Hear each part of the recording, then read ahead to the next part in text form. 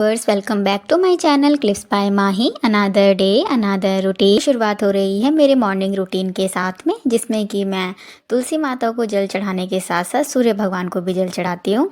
ये मेरा डेली का मॉर्निंग रूटीन है आफ्टर टेकिंग शावर। सुबह की शुरुआत अगर अच्छी हो जाए तो उम्मीद की जाती है कि पूरा दिन भी हमारा अच्छा जाएगा और प्रोडक्टिव जाएगा। बदल जाओ वक्त के साथ या फिर वक्त बदलना सीखो। बदल जाओ वक्त के साथ या फिर वक्त बदलना सीखो। मजबूरियों को मत कोसो, हर हाल में चलना सीखो, हर हाल में चलना सीखो। आफ्टर फिनिशिंग पूजा मैं आ गई हूँ चाय बनाने के लिए।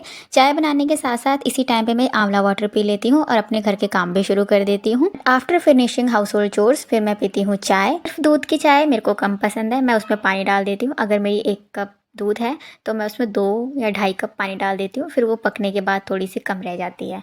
और मैं अपनी चाय में सब कुछ डालती हूँ, सौंफ, तेज पत्ता, इलायची, सब कुछ। और अभी आज मैंने बनाया था आलू का पराठा नहीं बनाया था, रोटी बनाई थी, क्योंकि पराठा खाने के बाद फिर नींद आने लगती है, क्योंकि अब गर्मी आने लगी है धीरे धीरे। तो अब सर्दी वाली आज मैं आप लोगों के साथ अपनी इवनिंग स्टडी रूटीन को साझा कर रही हूँ, मतलब कि शेयर कर रही हूँ, जो कि मैंने 4 बजे से शुरू किया था। और रात के सोने से पहले मैंने कितने सब्जेक्ट पढ़े और कैसे पढ़े वो मैंने यहाँ पे शेयर किया है। तो फर्स्ट लॉट में आज मैंने एनवायरनमेंट यूथ की बुक से कंप्लीट किया है, जिसमें कि मैंने 100 क्वेश्चन पढ़ लिए थे। और कल तक मैंने एनवायरनमेंट के अपने नोट्स पढ़ लिए थे और आज मेरे 100 क्वेश्चंस हो गए हैं। आप लोगों को कैसे पढ़ना पसंद है, बोल बोल के पढ़ना या फिर साइलेंट मोड पे पढ़ना? मुझे तो बोल बोल के ही सारी चीज़ें लर्न होती हैं। 100 क्वेश्चन पढ़ने में प्लस अपने नोट्स से इसको कंपाइल करके पढ़ने में मुझे 2 आवर 22 मिनट का टाइम लग गया है। उसके बाद मैं आ गई हूँ कपड़े लेने के लिए और इस टाइम पे टाइम हो रहा था 6:30 के अराउंड। ये मेरा डेली का इवनिंग रूटीन है कि मुझे छत पर से कपड़े लेकर आने होते हैं और थोड़े बहुत नीचे के काम करने होते हैं। और सच बताऊँ तो मुझे छत के ऊपर कपड़े लेने आना मुझे बहुत अच्छा लगता है, क्योंकि इस टाइम पे छत के ऊपर बहुत ज़्यादा शांति होती है और मन करता है कि यहाँ पे 10 से 15 मिनट बैठा जाए और अपना मी टाइम को एंजॉय किया जाए। ये सच में बहुत पीसफुल लगता है इस टाइम पे, क्योंकि सन सेट हो रहा होता है, चिड़िया की आवाज़ आ रही होती हैं, सारे अपने पक्षी अपने घर को जा रहे होते हैं, तो बहुत ही पीसफुल लगता है मुझे। एंड 7:30 ऑनवर्ड्स मैं आ गई थी साइंस की क्लास लेने के लिए। साइंस में मेरा जो सब्जेक्ट चल रहा है वो है बायोलॉजी, और बायोलॉजी में आज जो टॉपिक था वो था वायरल डिजीज़ का। कल परसों मैंने बैक्टीरियल डिजीज़ कर लिया था, कल मैंने संडे सिर्फ रिवीजन किया है, आज मंडे को मैं वायरल डिजीज़ कर रही हूँ। वायरल डिजीज़ मैम ने 17 काइंड ऑफ वायरल डिजीज़ कराए हैं, जिसमें कि HIV, AIDS, common cold, influenza, measles, mumps, German measle, chicken pox, small pox, rabies, yellow fever, dengue, Japanese encephalitis, chikungunya, polio and hepatitis and genital warts and genital herpes. ये 17 kind of viral disease है जो कि ma'am ने लिखवाए हैं। और जो ring worm होता है ये वायरल नहीं होता है, ना तो ये बैक्टीरियल होता है, ये फंगल डिजीज़ होता है।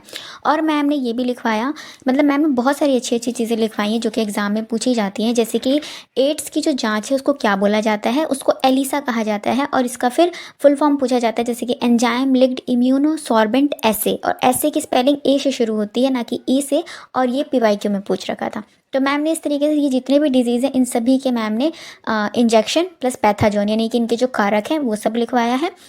आफ्टर फिनिशिंग बायोलॉजी अभी मैं कर रही हूँ एनवायरनमेंट के क्वेश्चन, क्योंकि मैं लास्ट 1 वीक से एनवायरनमेंट पढ़ रही हूँ अपने नोट्स से, प्लस मैंने यूथ भी ऐड करी थी। तो आज मैं क्वेश्चंस लगा के देख रही हूँ, और ये मैं क्वेश्चंस लगा रही हूँ गैलेक्सी ऑफ ऑब्जेक्टिव ज्योग्राफी के बुक से।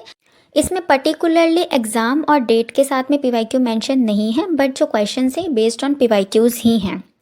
इससे आइडिया हो जाता है कि आपकी प्रिपरेशन कैसी है, आपको कितना लर्न हुआ है, और आपका कौन सा टॉपिक अभी भी रिमेनिंग है जो अभी अनटच्ड है। जैसे कि एनवायरनमेंट में मैंने अभी बायोम वाला चैप्टर टच नहीं किया है, मैंने प्लांट किंगडम, एनिमल किंगडम, ये सब चैप्टर्स मैंने अभी टच नहीं किए हैं, और ये वाले टॉपिक PYQs में भी नहीं आए हैं अभी तक जो मैं यूथ पढ़ रही हूँ। और मेरे नोट्स में ये 3 चैप्टर पर्टिकुलरली है ही नहीं। तो अब मेरे को जब मैं ये क्वेश्चंस लगा रही हूँ तो मुझे लग रहा है कि मैंने इसको पढ़ा है एनवायरनमेंट के इन चैप्टर को, जब मैं पढ़ रही थी जुलाई के मंथ में, बट मैंने अभी इसको रिवीजन में मैं लेकर नहीं आई हूँ। तो मैंने वो सारे क्वेश्चन अपने छोड़ दिए जो भी प्लांट किंगडम, एनिमल किंगडम और बायोस्फीयर से और बायोम से रिलेटेड थे। इस बुक के प्रॉस एंड कॉन्स दोनों हैं। प्रॉस ये है कि इसमें वेराइटी ऑफ क्वेश्चंस है, वेराइटी ऑफ टॉपिक्स को इसके MCQ टच कर रहे हैं, बट कॉन्स ये है कि इसमें जो ऑप्शन दे रखे हैं वो थोड़े से अच्छे से सेट नहीं कर रखे हैं कुछ एक आध क्वेश्चन के, बट जो आंसर की गलत है वो बहुत मोस्ट ऑफ द क्वेश्चन में आंसर की इनकी गलत है, यानी कि आंसर सही कुछ और है और इन्होंने लगा पीछे आंसर की में कुछ और रखा है। तो ये इसके दो कौन से। इसमें आपको एमसीक्यू सॉल्व करने के बाद हर क्वेश्चन को गूगल करके देखना होता है कि आपने जो लगाया है वो ठीक लगाया है या नहीं लगाया, या फिर आप जिसके लिए श्योर हो उसके लिए गूगल मत करो, और जिसके लिए आप अनश्योर हो लेकिन आपका ठीक हो गया उसको भी गूगल करना पड़ता है, और जो गलत हुआ है उसको भी गूगल करना पड़ता है, क्योंकि आपको लगता है कि आपने जो ऑप्शन लगाया है वो ठीक लगाया है।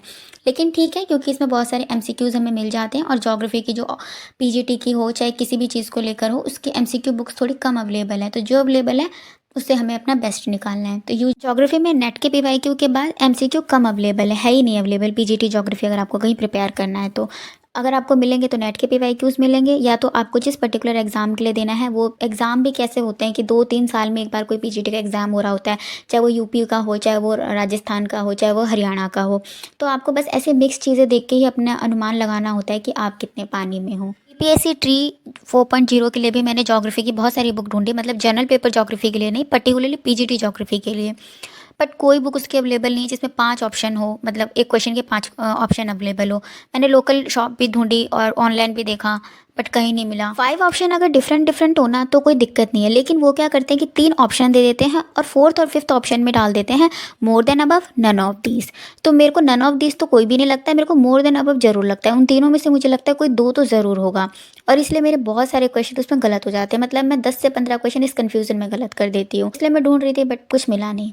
और उसके बाद मैं क्वेश्चंस लगाने के बाद मैं नरेशन की क्लास जो मैंने ली थी उसके नोट्स को मैं रिवाइज कर रही हूँ। अब मेरे को नोट्स जो हैं वो पढ़े जा रहे हैं और रिकॉल भी हो रही हैं चीज़ें जो सर ने करवाई थी।